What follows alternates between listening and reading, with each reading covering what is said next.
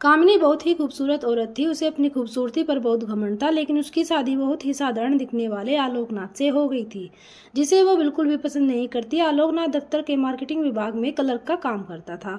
महीने के 15 दिनों में वह टूर पर ही रहता। तनख्वाह भी ठीक थी, लेकिन कामिनी की हर दिन नई नई फरमाइशों को पूरा करने के चक्कर में महीने के पहले हफ्ते ही उसकी सारी तनख्वाह खत्म हो जाती थी।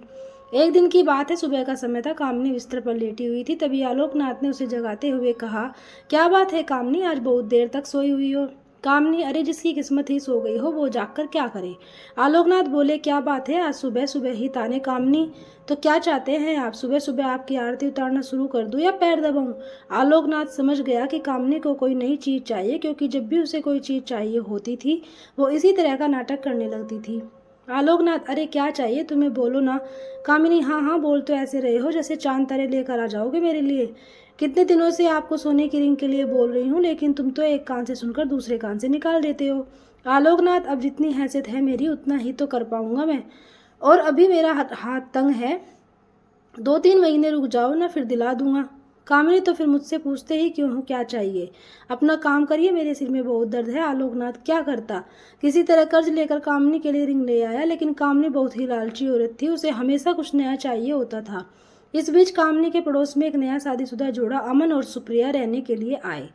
जब अपनी बड़ी सी कार में से अमन और सुप्रिया उतरे तो कामिनी अपनी बालकनी में उन्हें घूरते हुए सोचने लगी, कामिनी, वाह कितना हैंडसम लड़का है, क्या मस्त कपल है दोनों, काफ़ी अमीर भी लग रहे हैं दोनों, कितनी महंगी कार है इनकी, और एक मेरे पति है, न शक्ल अच्छी है और न ही कमाई। कामनी को जब पता लगा कि जोड़ा बिल्कुल उनके बगल में रहने के लिए आया है तो वो उससे दोस्ती करने के लिए मचल उठी। खास तौर पर अमन से उसकी दोस्ती करने की बहुत इच्छा थी।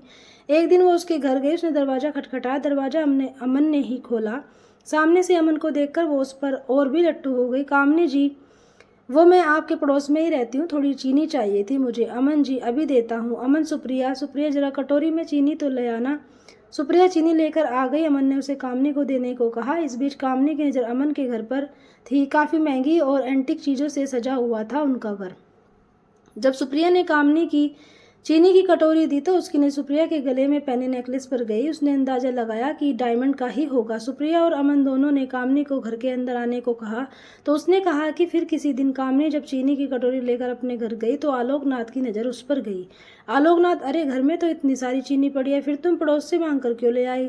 कामनी, यह बात उसकी समझ में आ जाती तो आप अपने आप इसमें क्लर्क नहीं होते। धीरे धीरे कामनी अमन और सुप्रिया से दोस्ती बढ़ाने लगी। जल्द ही वो उनका विश्वास जीतने में कामयाब हो गई। कभी कभी सुप्रिया किसी काम से बाहर गई होती तो वो सुप्रिया की गैरहाजिरी में भी अमन के पास चली जाती और उसे घंटों बातों करती।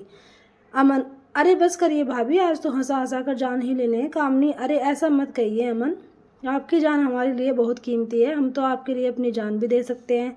एक बार बोलिए तो। अमन, ये आप क्या कह रही हैं? कामनी बोली, आप तो सीरियस ही हो गए। अब आपकी भाभी हो, आपसे मजाक करने का भी अधिकार नहीं है क्या? इनडायरेक्टली वो अमन को कई तरह के इशारे भी करती थी, उसे अपने झूठे प्रेम जाल में फंसाने की कोशिश भी करती थी, क्योंकि उसे पता था कि अमन बहुत ही अमीर है और वो उसकी सारी ख्वाहिशों को पूरा कर सकता है। लेकिन अमन अपनी पत्नी से बहुत प्यार करता था, इसलिए वो कामिनी की हरकतों का कोई जवाब नहीं देता था। एक दिन की बात है, कामिनी अमन और सुप्रिया से मिलने उनके घर आई। सुप्रिया बोली, आइए आइए भाभी, हम आपकी ही बात कर रहे थे। कामिनी, मेरी बात? सुप्रिया, अरे ये अमन तो हमेशा आपकी बात करते रहते हैं। कामिनी, अच्छा क्या कहते हैं अमन? सुप्रिया, यही कि आप बहुत अच्छी हैं, कितनी मज़ेदार बातें करती हैं, आपके जैसी पड़ोसन मिलना तो आजकल के समय में बहुत ही मुश्किल है। सुप्रिया के मुंह से अपने लिए अच्छी अच्छी बातें सुनकर कामिनी मन ही मन बहुत खुश हो रही थी और उसे लग रहा था कि यह एक न एक दिन तीर निशाने पर ही लग जाएगा। इस बीच सुप्रिया के भाई की शादी तय हो गई। उसके मायके वाले उसे बार बार बुला रहे थे, इसलिए सुप्रिया को शादी के 20 दिन पहले ही जाना पड़ा। अमन को इतनी लंबी छुट्टी नहीं मिलती, इसलिए उसने शादी के कुछ ही दिन पहले जाने का तय किया था। उधर कामिनी को जब पता लगा कि सुप्रिया 20 दिनों के लिए अपने मायके जा रही है तो उसने मन ही मन एक प्लान बनाया। कामिनी, यही सही मौका है अमन को फंसाने का। आलोक भी बाहर है और सुप्रिया भी अपने मायके गई हुई है। सुप्रिया को मायके गए हुए अभी 2 ही दिन हुए थे। रात को 9 बजे कामिनी ने अमन के घर का दरवाज़ा खटखटाया। अमन ने जरा देर से दरवाज़ा खोला। कामिनी, क्या बात है अमन, बहुत देर कर दी दरवाज़ा खोलने में? अमन बोला, अरे भाभी, वो किचन में रोटियां बना रहा था, आपको तो पता है ना मुझे बाहर का खाना बिल्कुल पसंद नहीं। कामिनी, अरे तो मुझे कह दिया होता मैं बना देती। लगता है आप मुझसे पराया समझते हैं अमन। अरे नहीं भाभी, ऐसी बात नहीं है, मुझे खाना बनाना अच्छा लगता है कामनी, लेकिन मुझे ये अच्छा नहीं लगता कि मेरे रहते हुए आप किचन में खाना बनाएं। कामनी भले ही अपने घर में कम ही खाना बनाती थी, लेकिन यहाँ तो उसका मकसद कुछ और था। वो किचन में गई और उसके लिए फटाफट खाना बनाने लगी। उसने ना सिर्फ खाना बनाया बल्कि अमन को खिलाया भी। अब तो कामनी सुबह शाम उसके घर आती और उसका खाना बनाती। अमन को कामनी का यह स्वभाव बहुत अच्छा लगा। एक दिन अमन, कामनी भाभी, मैं आपको क्या कहूँ, सच में आप मेरी बहुत मदद कर रही हैं। नहीं तो खाना बनाना और ऑफिस भी संभालना सच में बहुत मुश्किल काम है। एक दिन की बात है, कामनी सुबह सुबह अमन के घर आई। अमन को लगा कि हर दिन की तरह वो खाना बनाने आई होगी, लेकिन हर दिन वो 8 बजे के बाद आती थी, लेकिन आज तो 7 ही बज रहे थे। कामनी, अरे अमन, वो क्या है ना कि आज मेरा शावर खराब हो गया, बुरा न मानो तो मैं आज तुम्हारे बाथरूम में नहा लूँ। अमन ने हामी भर दी। इधर कामनी तो किसी और फिराक में थी। उसने अमन के बाथरूम में कैमरा छुपाया और उसमें ऑटोमेटिक क्लिक बटन ऑन कर दिया। थोड़ी देर बाद वह जोर से चिल्लाई। अमन डर गया कि आखिर क्या हो गया। वो भागा भागा बाथरूम के पास गया। उसे देखकर कामनी अचानक से उससे लिपट गई और उसे जोर से पकड़ लिया। अमन को समझ नहीं आ रहा था कि आखिर हुआ क्या है। इधर कैमरा अपना काम कर रहा था। कामनी बहुत देर तक जब उससे लिपटी रही तो अमन को भी अब अच्छा लगने लगा था, लेकिन अचानक अमन को लगा कि उससे गलती हो रही है, इसलिए उसने उसे झटके से हटाया। कामनी, ओ सॉरी अमन, वो क्या है ना कि नहाते नहाते अचानक से पता नहीं कि कहाँ से 2 छिपकलियाँ बाथरूम में निकल आई। उसे देखकर मैं डर गई और जोर से चिल्ला पड़ी।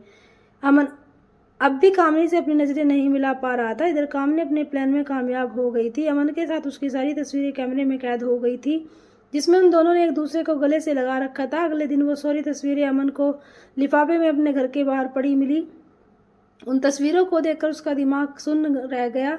तभी कामनी वहाँ गई। उसके हाथ में भी एक लिफाफा था। कामनी, अमन ये देखो, किसी ने कल हमारी तस्वीरें खींच ली हैं। वो मुझे ब्लैकमेल कर रहा है और कह रहा है कि अगर मैं 1 लाख रुपए उसे नहीं दूंगी तो वह तस्वीरें मेरे पति को दिखा देगा। अमन देखो, मैं एक सीधी सादी भारतीय नारी हूँ, मुझे नहीं पता कल किसने ये हरकत की है। अमन को भी कुछ समझ नहीं आ रहा था। उसने 1 लाख रुपए कामनी को दे दिए। हालांकि उसे कामनी पर रत्ती भर भी शक नहीं था, लेकिन कामनी ने एक बार भी